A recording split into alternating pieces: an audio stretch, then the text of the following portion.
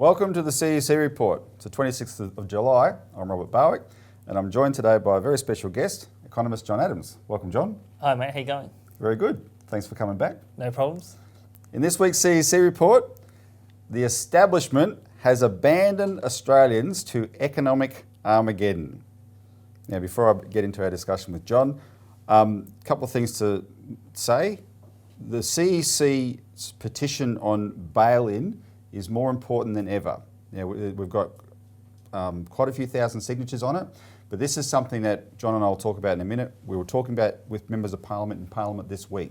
That petition calls for an amendment to the bail-in law passed last year, and we've initiated the discussions to get that amendment rolling.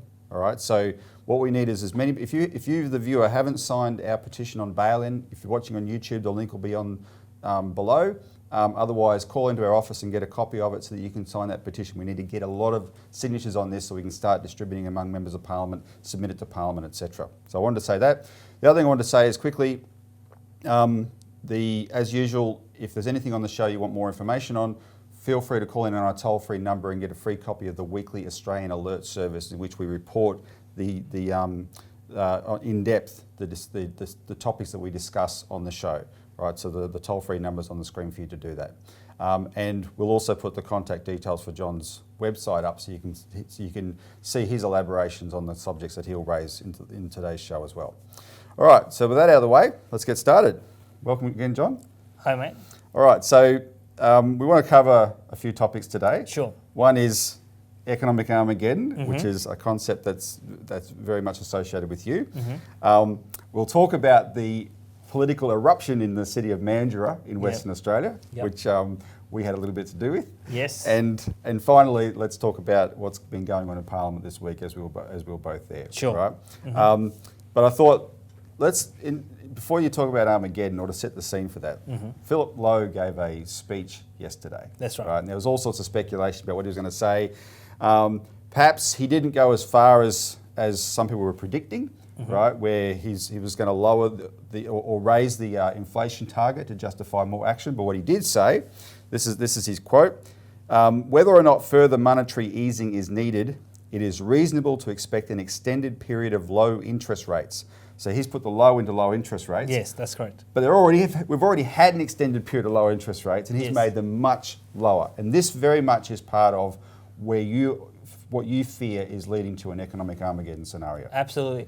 The biggest debt bubble in the history of the country. At the same time, we've got the biggest debt bubble in the history of the world.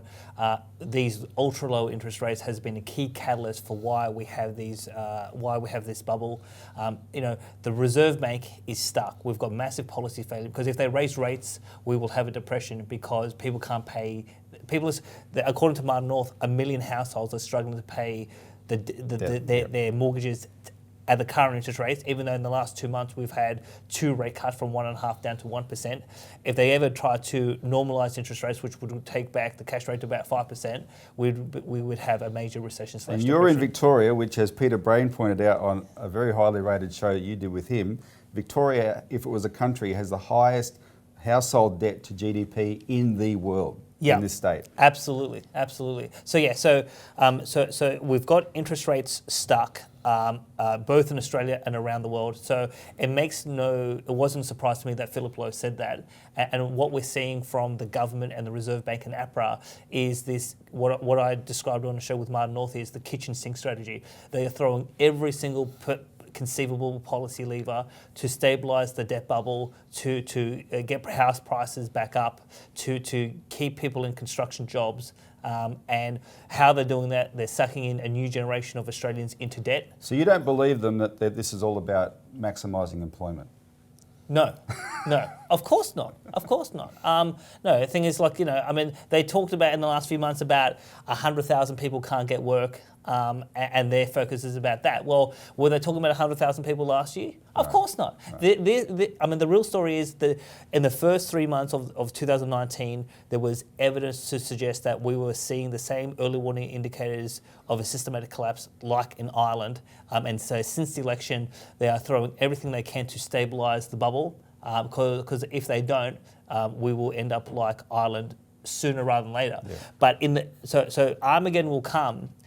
But in the process of them doing that, they are trying to suck in more Australians into debt, more Australians into property. And this is where Minister Sukkar has been saying to people, take a chance on property. He's been saying to the regulators, go easy on the banks. And, during my time in Parliament this week, members of Parliament in the government on the backbench were horrified that Minister Sukkar would advocate for Australians to buy or sell a particular asset, because so there was one MP I spoke to in particular, and that MP and I have the clear view that it's not the role of any Commonwealth Minister to tell any Australian to buy or sell a particular asset. But that's what Sukkar is doing, and we know why he's doing it, and it's very bad politics. Well, and that Jolly Swagman podcast person, Joseph, he pointed out he went to an event this week, and mortgage brokers were saying the Prime Minister says it's a good time to buy. Now that's as blatant as it gets. Right? Yes. A new family, a young family comes, should we buy a house? The Prime Minister says it's a good time to buy. Scott Morrison and Michael Sukkar are going to pay their debt for them if they get into mortgage negative equity? Of course not. Well, not only that, I reported on the show with Martin North, certain members of Parliament are a negative equity. And not only will the government not bail out the people, people in Parliament are struggling with debts, negative equity, particularly over in Western Australia. So again, but I just want to make this point is now I wrote an article, the 6 pathways to economic Armageddon. So I just want to be clear, Armageddon is not just one type of event. There's a multitude of events. It could be a deflationary property crash, recession, depression. It could be a default on the foreign debt. It could be runaway inflation. So we'll put the link up on the screen for people to see. But the key point is that what they are doing now, particularly with the ECB overnight saying they're going to start implementing stimulus. Next week, the US Federal Reserve will cut rates. I mean, the world central banks are pushing ultra monetary stimulus into the system, and that has the potential to lead to a significant bout of stagflation, which Alan Greenspan and Mario Draghi and others have said that's a big concern, and that will wreak major havoc on the Australian people. So runaway inflation is as horrific in terms of Armageddon as a property crash in terms of Ireland. And I just want to make that point because Martin North and Steve King are just talking about a property crash and a recession resulting from that. But that's the likely scenario, but that's not the only scenario that may manifest itself. Because the other aspect to it is it's a bit of it is a catch-22, right? Trying to avert one, they're causing the other. Potentially so, yeah. Right? For instance, as you know, 10 years ago, the CEC was warning about hyperinflation from quantitative easing. Yes. Now, that hasn't materialised in the way that we expected, and so and the way many people expected. It wasn't just us, but there's all this extra money pumped into there. The problem is the banks didn't put it back into the system through lending, etc. They tended to hang on to it and speculate among themselves and things. And we've had asset price inflation, hence these bubbles, but not the kind of hyperinflation we feared. However, after 10 years of quantitative easing, they can't unwind it. No. Every time they go to, that triggers it risks a meltdown. And they're acknowledging it can't work. And so now we're getting the more explicit discussion of things like helicopter money, yes, right, which is to get into the hands of the consumers, because it's their admission to say that, well, the QE hasn't achieved what we hope. We've got to go further. And those are the steps that will cause hyperinflation or potentially cause hyperinflation. Sure, yes. So we have a global regime of permanent debt monetization. Bernanke promised Congress he could reverse QE within 15 minutes. Categorical lie. They've started. I mean, the US Federal Reserve balance sheet went from 800 billion to 4.5 trillion. They've wound it back to about 3.9 trillion, and they can't go any further. Otherwise, they're going to cause a major new global financial crisis. That's why Trump and others have called for new rounds of quantitative easing, and we basically have global debt monetization, and that will lead to problems with the value of currencies, not just the Australian dollar, but the euro, the US dollar, etc.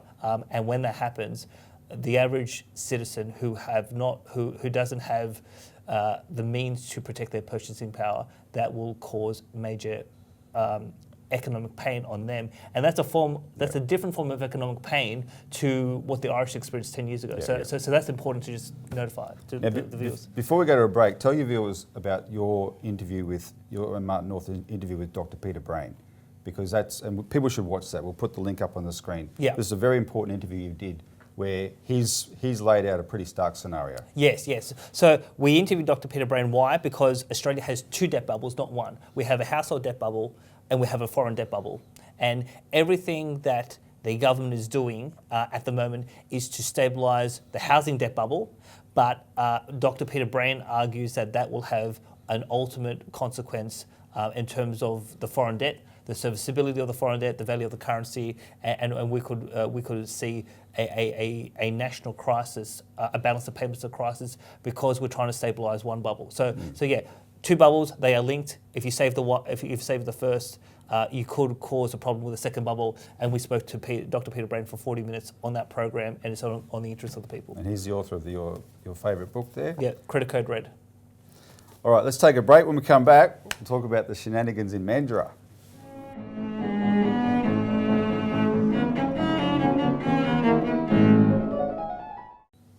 Welcome back to the CEC Report, where I'm talking to my special guest, economist John Adams, about the establishment has abandoned Australians to economic Armageddon. And now let's talk about the abandoned part right now. So John, as many of the viewers would know, and maybe first-time Perth viewers may not know, but John and I are East Coasters. John's from Wollongong, I'm from Melbourne. We visited Western Australia a few weeks ago, got to see Mandurah and did a show on it. And yes. That show, you can safely say it struck a chord with the locals. Correct. And hit a raw nerve with the politicians. Absolutely. So what's the latest? Tell us expound on what's happened since then. Sure, yes. So basically, before we went to Perth, I was talking to some of the locals, some of my contacts, and one person said there was for sale signs in Mandurah, and that like straight away said, oh wow, I'm going to go see that. So when we were planning our trip, I said to you, let's go to Mandurah. We obviously went down there, we did the filming, we did the show, the Economic Massacre of Mandurah, which is on the Interest of the People show. Basically got 30,000 views, got reported front page on the Mandurah Coastal Times last week. Then the politicians came out and attacked us, from the mayor to the state MP, who's a Labor MP, to the federal MP, Andrew Hastie. They said we were over the top, we exaggerated fake statistics, fake news propaganda, whatever they wanted to say. And that has proved to be very foolish, I think, for them to have done that. Yeah, so very foolish. I have received a lot of feedback from locals. A few days ago, a small business owner in Mandurah, who's a former police officer, who actually goes to the same church as Mr. Hastie, basically said, not only did he said you didn't over-exaggerate, you underreported how bad it is, particularly on the drug issue, the crime issue, and how bad the youth unemployment issue is. And so the locals in the town know that our reporting was accurate, and so we obviously did part 2 on Mandurah, where we said that the establishment has attacked Adams and North, and we basically pushed back against the politicians and said that it is a fundamental problem that the people know around the country there's a problem with debt, with the property sector, with the economy, and yet the Prime Minister, right throughout the federal parliament, and even in the state parliaments among the major parties, they keep on saying everything's great, everything's fine, everything's stable. Get out there, borrow, spend, etc. And like at some point, the BS is going to evaporate in the politicians in their faces, and I think Mandurah is quite important because Mandurah is ground zero. Yeah. And I think you had Philip Sues last week here. So normal terms, 30% down on property prices. In real terms, 40%. Rents down 30%. Youth unemployment, significant problem. The drug problem in Mandurah is so bad that the locals call it they call it methandra. Methandra because of the meth ice problem. So huge problems down there, and obviously part of the reason why we did that show, and we did a show about Perth with the Honourable Charles Smith, is to tell people on the East Coast, if the property market falls in Sydney and Melbourne, how bad can things get from an economic and a social perspective? Well, I think Western Australia and Mandurah in particular are that, as Martin North said, the forward-leading indicator as to how bad it happened, and we haven't started Armageddon. We haven't reached a systemic crisis yet, and so people and the locals were asking me this question this week: will it get worse in Mandurah? 100%, it will get worse. It's not going to get any better. No, well, as we discussed on the show, the property market ain't going to get any better with all those for sale signs. And we were told, were we not, that the for sale signs we see are only some of it. Yes. There's plenty of homes for sale without for sale signs, right? Yes. So some of the locals said that if you look at the online listings, there are more either for sale or for rent where the property does not have a sign in the front of the property, and so so all we did was video evidence of the for sale signs we could see, or for the rent signs. But apparently the situation is much worse. But I haven't had the ability to verify going street by street and looking at which houses are on the market that don't have a sale sign. I was struck by the number of people that made the point to me that this has been going on. The Perth property decline started in 2014, whereas what happened on the East Coast here started in 2017. Correct. Right? Yeah, that's so right. it's been a longer, slower burn. Yes. But it's always in the same direction. And Martin North's point, as you said, was there's a lag between when he first started seeing that Mandurah was the centre of mortgage stress, yes, to now Mandurah has all these people trying to bail out, right? And so that's the lesson for us on the East Coast.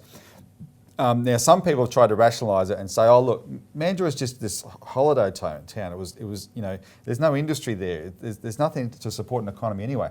Well, that's fine, but it still had a boom. It led the boom in Australia, right? And now it's leading the bust. And what's left is the debt that no one can pay, the drugs, and the social problems, the massive social. That's why we had to highlight those things.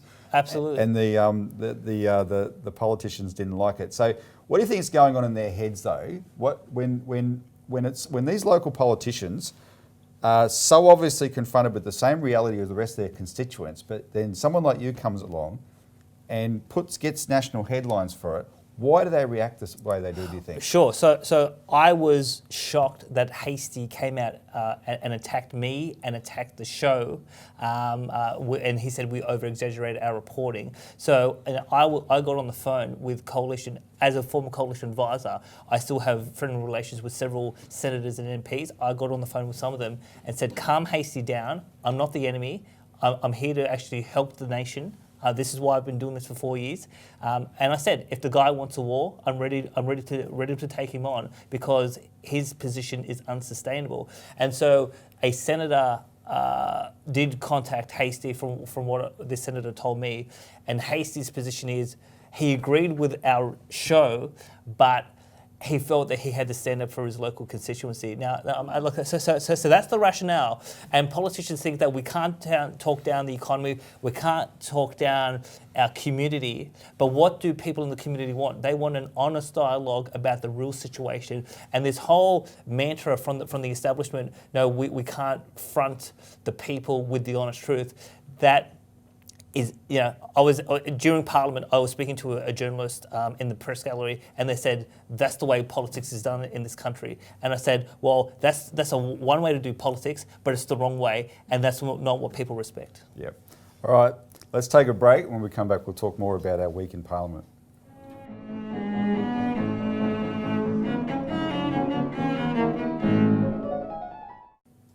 Welcome back to the CEC report, where economist John Adams and I are discussing the establishment has abandoned Australians to economic Armageddon. And John, this week we're in Parliament. Yep. Wilson Tsai and I went there to talk specifically about bail-in. You came along to talk about bail-in and more generally economic Armageddon. Mm-hmm. You put out this rather brilliant tweet. What was the purpose of this tweet? We'll put it up on the screen. What's the message you were trying to get across? So I've said this on Martin North show. I will say it again. Last December, I was in the office of a federal MP. They said to me that the establishment, as in the cabinet, the RBA, APRA, they know there's a problem with the economy. Their strategy is plausible deniability. They don't want to take responsibility for what they've done to the Australian people and the economy, and therefore they are trying to pretend that everything's okay and hoping that a global shock happens like Deutsche Bank, and then they can say it wasn't us, it was this international event, Lehman Brothers, Deutsche Bank, whatever the case may be. So I put out this tweet and basically said, I am walking the great halls of power, talking about economic Armageddon. So when the crisis eventuates, whether it's domestically inspired or globally inspired, they can't say we didn't see it coming because I'm here. And this is the thing I told this MP. If you think, because I told them, how can you have plausible deniability when I exist? I have a website, I have a TV show, I have been writing for mainstream publications for 4 years about this.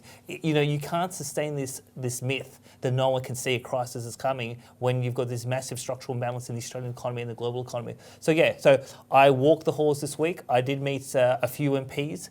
And the first question, as per my tweet, an MP asked me, "How long do we have?" And here's the thing, and I made this point on a recent other program, and this is a key thing that people in Parliament don't understand.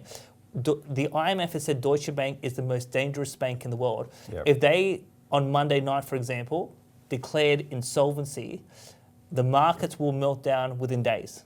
I mean, like literally within days because of how big these derivative things are. So again, people don't understand the risk. People don't understand how big it is, but last month there was a bank in China that declared insolvency. I spoke to an investment analyst in Sydney who part of her job is to study China. And I said to her, did you see this bank coming? She goes, we were blindsided. So people who are professionals studying the Chinese economy didn't see a bank coming. Well, it could happen any day. I mean, that's how precarious the global situation is. But separate to that, it could be, Dr. Peter Brain says by 2021, it's likely to happen. My position was we will likely see this crisis happen before the next election. And I did say that, and I'm happy to say it on camera, the Prime Minister is completely not up to the task of leading the country through this period.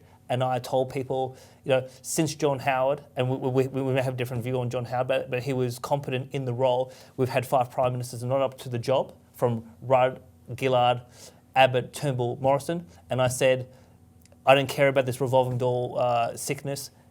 He's got to go. Morrison's got to go because this is the problem. There are people in the backbench in the government who I talk to. They know there's a problem. They know that something has to be done, and yet they have told me to my face the Prime Minister will not acknowledge there's a problem. The Prime Minister will not engage. The Treasurer won't engage. Minister Sukkar won't engage. And there's frustration on the backbench that they want to discuss. They want to, consider some of the policies that we've been talking about, whether Glass-Steagall, bank reform, all of this sort of stuff, and yet the cabinet have their hands over their ears and they just don't want to talk. Yet in a sense, by their actions, these extreme measures they're taking, talking up, sucking people into the property market, 1% interest rates, etc., by their actions, they're acknowledging there's a problem. Yes. Do these politicians you talk to see that their actions prove there's a problem? Yes. Look, people on the backbench have been horrified with some of the statements by Minister Sukkar. They've been horrified by some of the actions of the RBA and APRA, but also some of the statements by Frydenberg. But again, even on the issue of bail-in, let me just make this point. People can go to my website, adamseconomics.com. I wrote a 2-part series on bail-in just to provide some updates. give a free newsletter. A federal MP is on my database. He got my newsletter. He asked me point blank, do you think bail-in could potentially happen in Australia? I said, have you read the law? I said, no, here's the thing. I said, bail-in happened in 1892 in Australia. It could happen again. And he effectively voted for it, and he's asking you that. Right. Yes. All right. And let me just say, when you say about putting them on notice, you're there, they can't ignore you. Before the global financial crisis, they tried to pretend no one saw it coming. This time I think you're right. They won't be able to pretend that. Thanks very much, John, for joining us today. Thanks to the viewer for watching. Tune in next week for more.